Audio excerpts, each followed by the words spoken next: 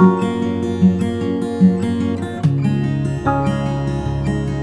हम स्टार्ट करते हैं नेक्स्ट चैप्टर, वैद्युत धारा का चुंबकीय प्रभाव। देखिए बच्चों, हम चुंबक से तो फैमिलियर ही हैं, हमें पता है, सबने हमने चुंबक देखी है कि जो लोहे के छोटे छोटे टुकड़ों को अपनी ओर आकर्षित करने का गुण रखती है। सबने देखी है। बहुत सारे बर्तन वाले रखते हैं, अपने पास चुंबक का टुकड़ा रखते हैं और उनसे वो दिखाते हैं कि साहब देखो ये लोहे का नहीं है, ये प्योर स्टील है। ठीक है, इस तरह से। तो चुंबक क्या होते हैं? वे सभी पदार्थ होते हैं जो लोहे के छोटे छोटे टुकड़ों को अपनी ओर आकर्षित करने का गुण रखते हैं। अब क्या वैद्युत धारा से चुंबक उत्पन्न हो सकता है, चुंबकीय प्रभाव उत्पन्न हो सकता है? तो इसके बारे में सबसे पहले हमारे साइंटिस्ट आए ऑस्टर्ड का प्रयोग, ऑस्टर्ड का प्रयोग।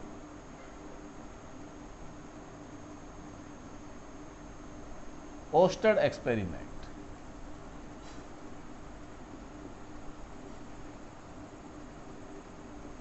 देखिए बच्चों, ऑस्टर्ड एक्सपेरिमेंट।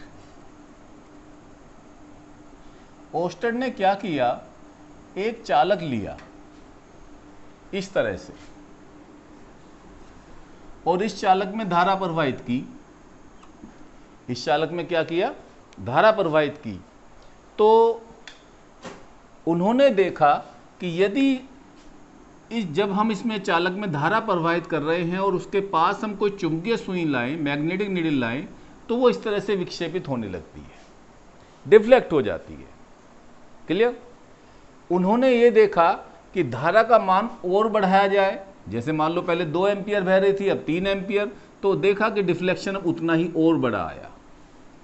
इसका मतलब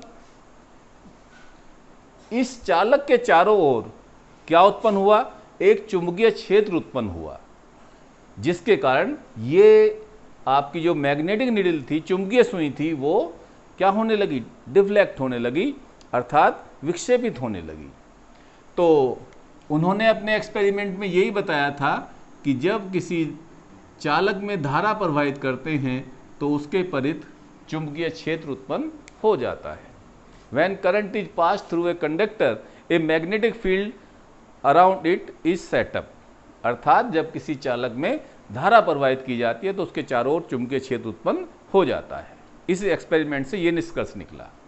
तो लिखिए, ऑस्टर्ड के अनुसार, ये फिगर आप बना लेंगे। ये मैंने चुंबकीय क्षेत्र की दिशा दिखाई है बच्चों, ऐसे। वो मैं आपको दिशा के बारे में भी अब आपको 2 रूल पढ़ाऊंगा। फिलहाल आप ऑस्टर्ड का एक्सपेरिमेंट नोट कीजिए कि जब किसी चालक में वैद्युत धारा प्रवाहित की जाती है तो उसके परित एक चुंबकीय क्षेत्र उत्पन्न हो जाता है। इस चुंबकीय क्षेत्र का परिमाण चालक में प्रवाहित धारा पर निर्भर करता है। अर्थात चालक में वैद्युत धारा का मान बढ़ाने पर चालक के परित चुंबकीय क्षेत्र का मान बढ़ने लगता है। कर लिया नोट आपने? क्लियर? अब आती है चुंबकीय क्षेत्र की दिशा। चुंबकीय क्षेत्र की दिशा।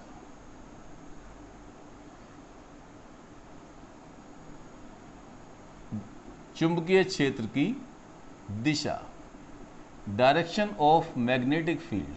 तो बच्चों, मैं आपको ज़्यादा डिटेल में नहीं जाऊंगा क्योंकि ये 10th का टॉपिक है। 10th में आपने बहुत सारा पढ़ा होगा, डायरेक्शन ऑफ मैग्नेटिक फील्ड। यहाँ मैं आपको केवल वही नियम पढ़ाऊंगा जो हमारे इंटर के लिए एप्लीकेबल है। Direction of magnetic field.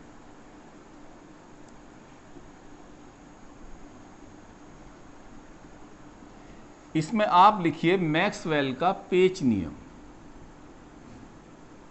Maxwell का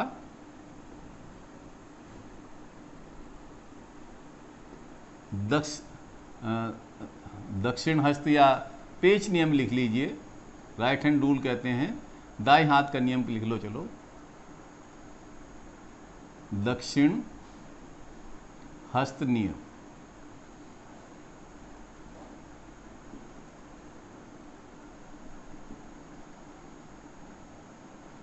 Maxwell right hand rule, Maxwell's right hand rule.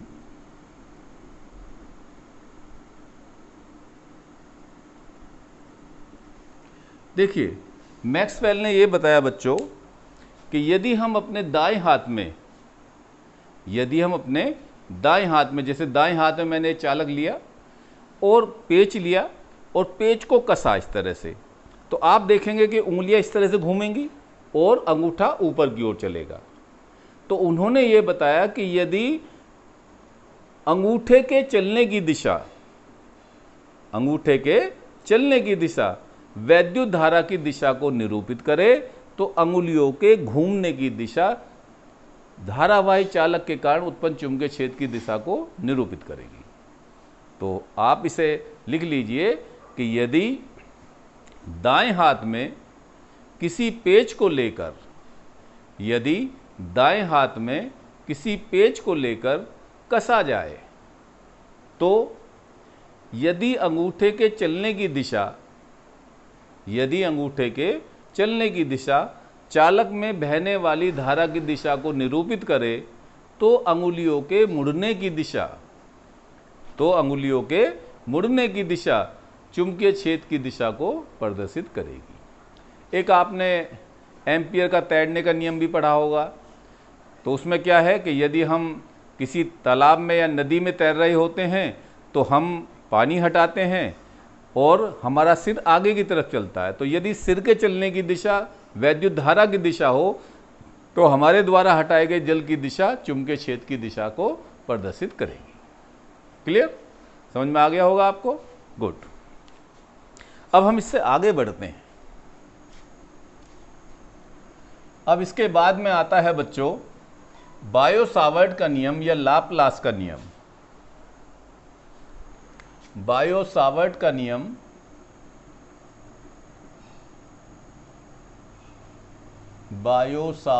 नियम या इसे हम बच्चों लाप्लास का नियम भी कहते हैं, क्योंकि लाप्लास ने भी इसके बारे में बताया था।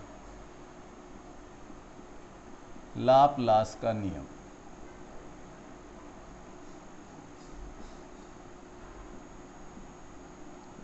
अभी बच्चों हमने पढ़ा कि यदि हम किसी चालक में वैद्युत धारा प्रवाहित करते हैं तो उसके चारों ओर चुंबकीय क्षेत्र उत्पन्न हो जाता है। पढ़ा है? बायो-सावर्ट लॉ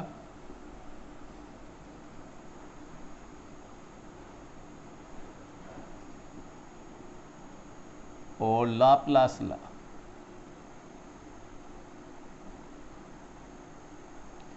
अभी बच्चों हमने पढ़ा कि यदि हम किसी चालक में वैद्युत धारा प्रवाहित करते हैं तो उसके चारों ओर चुंबकीय क्षेत्र उत्पन्न हो जाता है। पढ़ा है हमने। अब उस चुंबकीय क्षेत्र का परिमाण क्या होगा, वो किस किस पर निर्भर करेगा, इसके बारे में बताया बायो-सावर्ट ने और लाप्लास ने। ये बच्चों हमारे पास एक धारावाही चालक है,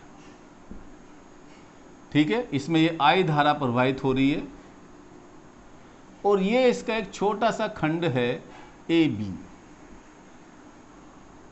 और इसकी लंबाई DL। अब ध्यान रहे इसे हम वेक्टर लेते हैं क्योंकि इसकी दिशा जो ली जाएगी बच्चों वो हमेशा ही धारा की दिशा में ले जाएगी। और ये मान लो हमारा एक प्रेक्षण बिंदु है। प्रेक्षण बिंदु मीन्स ऐसा बिंदु जिस पर हमें चुंबकीय क्षेत्र का मान ज्ञात करना है इस छोटे से खंड के कारण, और इसकी इस खंड से दूरी r और ये एंगल मान लो थीटा। अब इस पर बच्चों इस छोटे से खंड के कारण चुंबकीय क्षेत्र उत्पन्न हुआ dB। कितना चुंबकीय क्षेत्र उत्पन्न हुआ? dB। परिमाण बता रहा हूं मैं आपको। तो देखिए बायो-सावर्ट ने एक्सपेरिमेंट से ये देखा कि इस छोटे से खंड जिसमें धारा I प्रवाहित हो रही है उसके कारण बिंदु P पर उत्पन्न चुंबकीय क्षेत्र का परिमाण किस पर निर्भर करता है? सबसे पहले खंड में प्रवाहित धारा के, जितनी ज्यादा आप धारा प्रवाहित करेंगे उतना ही ज्यादा चुंबकीय क्षेत्र उत्पन्न होगा। तो dB समानुपाती I के। क्लियर? दूसरी बात देखिए कि जितना इस खंड की लंबाई होगी उतना ही चुंबकीय क्षेत्र यहाँ ज़्यादा उत्पन्न होता है। हमने एक छोटा सा खंड लिया, चुंबकीय क्षेत्र कम, यदि खंड की लंबाई और बढ़ा दे तो चुंबकीय क्षेत्र ज़्यादा। तो इसका मतलब ये हुआ कि किसी बिंदु P पर उत्पन्न चुंबकीय क्षेत्र का परिमाण इस करंट एलिमेंट धारा अवयव के लंबाई के समानुपाती होता है। दो बात क्लियर हो गई। पहली बात, dB समानुपाती I, अर्थात अवयव या करंट एलिमेंट में प्रवाहित धारा के समानुपाती। दूसरा, करंट एलिमेंट की लंबाई के समानुपाती। तीसरी बात देखिए, तीसरी बात बच्चों होती है क्या इस थीटा चालक खंड को बिंदु से मिलाने वाली रेखा तथा चालक खंड के बीच बने कोण के ज्या के समानुपाती होती है, मतलब dB समानुपाती साइन थीटा। क्लियर हो रहा है।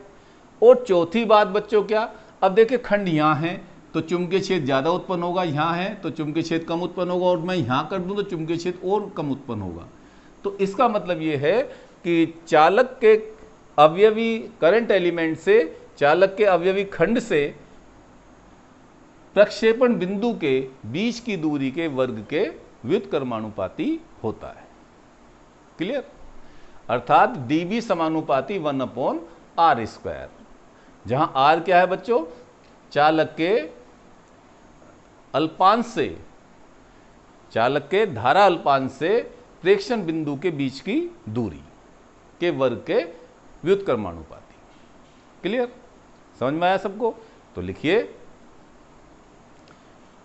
जब किसी चालक में वैद्युत धारा प्रवाहित की जाती है तो उसके परित चुंबकीय क्षेत्र उत्पन्न हो जाता है।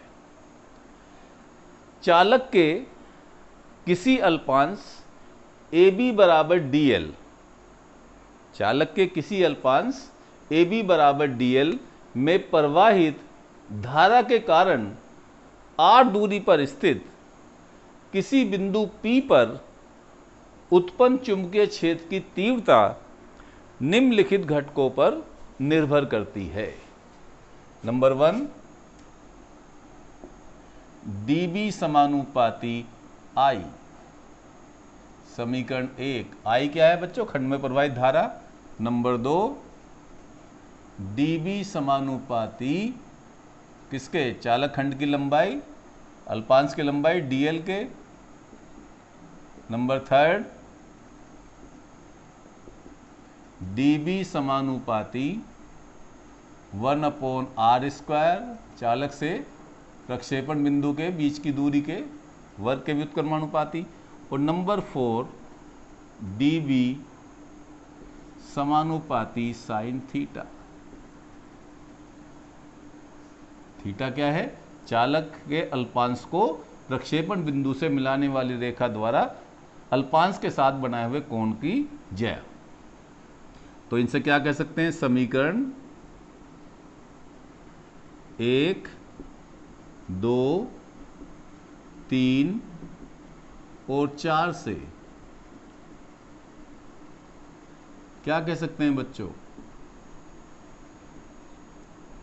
dB समानुपाती IDL sine theta upon r²। अब बच्चों समानुपाती हटाएंगे तो यहाँ हम नियतांक लगाते हैं μ0/4π। जैसे आपने वैद्युत क्षेत्र में नियतांक पढ़ा था 1/4πε0, ऐसी आप चुंबकीय क्षेत्र में नियतांक पढ़ेंगे μ0/4π IDL sine theta upon r²। ठीक है, क्लियर हुआ आपको। अब देखिए, अब संपूर्ण चालक के कारण, अब संपूर्ण चालक के कारण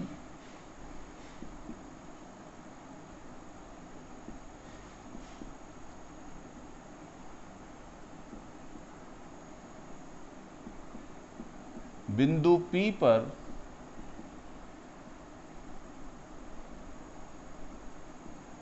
उत्पन्न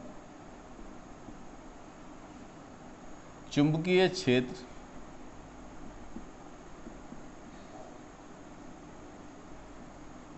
की तीव्रता का परिमाण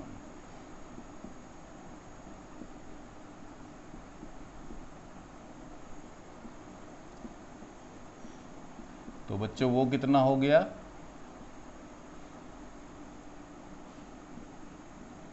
आप इसे समाकलित कर देंगे तो B का परिमाण, अब आप जानते हैं चुंबकीय क्षेत्र एक सदिश राशि है, तो B का परिमाण क्या आया, म्यू नोट, इसे इंटीग्रेट करेंगे किसको, लेंथ के लिए, क्लोज इंटीग्रेशन लेंथ के लिए dB को, और dB की वैल्यू डाल दीजिए लेंथ के लिए, क्लोज इंटीग्रेशन नहीं करेंगे इसमें हम, dB की वैल्यू म्यू नोट अपॉन 4 पाई IDL sine theta upon r square. Clear. अब मैंने आपको जिक्र कर दिया कि कैसी राशि है बच्चों, सदिश राशि है, तो हम इसे सदिश रूप में बताएंगे, सदिश रूप में,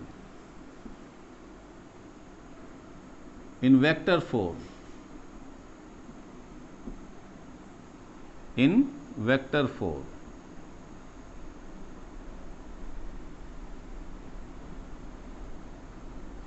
तो वेक्टर फॉर्म बच्चों हम इसे कैसे बताएंगे, देखिए dB equal to mu naught upon 4 पाई।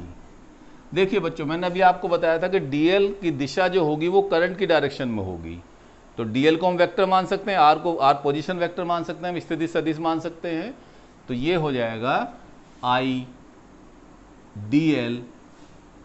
अब बच्चों r से हमने, चलो बाद में करते हैं, dl साइन थीटा, और r कैप से हमने मल्टीप्लाई कर दी अपॉन r स्क्वायर, या इसको हम कहेंगे dB equal to mu naught upon 4 pi I।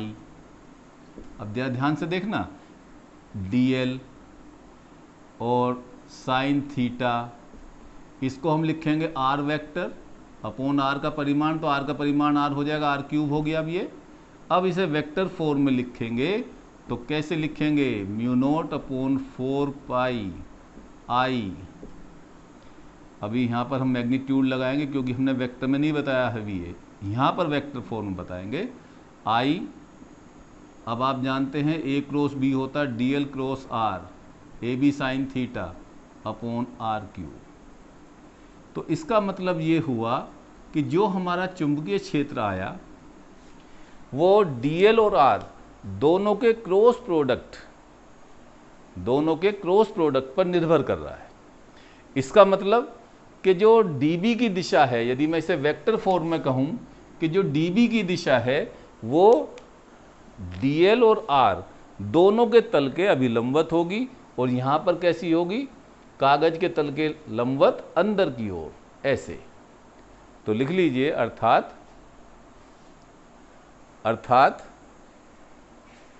बिंदु P पर चुंबकीय क्षेत्र की दिशा कागज के तल के लंबवत अंदर की ओर होगी। क्लियर। अब बच्चों इसमें मैं आपको दो बात और बताना चाहूँगा कि एक तो म्यू नोट अपॉन 4 पाई, इसका मान कितना होता है, इसका मान होता है बच्चों 10 की घात -7। अब चुंबकीय क्षेत्र की तीव्रता का मात्रा होता है टेस्ला, ठीक, और dl से एक r की यूनिट कैंसिल हो जाएगी, तो टेस्ला मीटर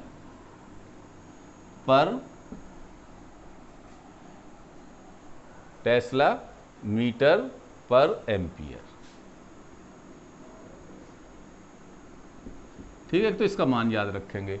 और मैं आपको चुंबकीय क्षेत्र की तीव्रता के 4 मात्रक लिखवाता हूं, इनको और याद कर लीजिए।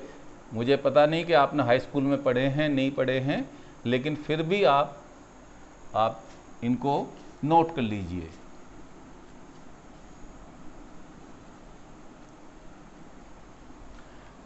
हेडिंग डालिए, चुंबकीय क्षेत्र की तीव्रता के मात्रक, unit of intensity of magnetic field.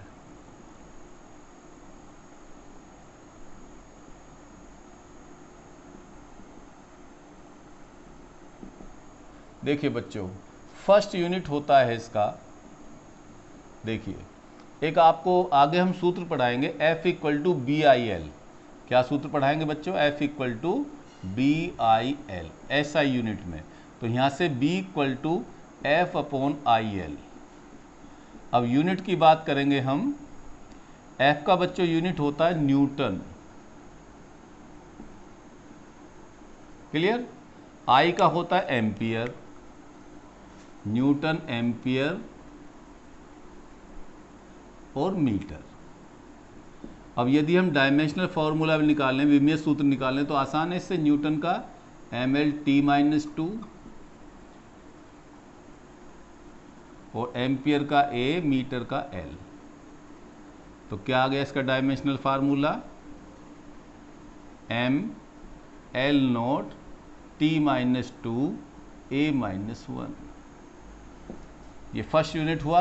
दूसरा होता है बच्चों weber per metre square, weber per metre square. तीसरा होता है बच्चों टेस्ला, तीसरा क्या होता है? टेस्ला। ये सब SI यूनिट है। और चौथा होता है गॉस। चौथा क्या होता है बच्चों? गॉस। और याद रखना, एक गॉस बराबर 10⁻⁻⁴ टेस्ला। तो इस वीडियो में बच्चों इतना ही।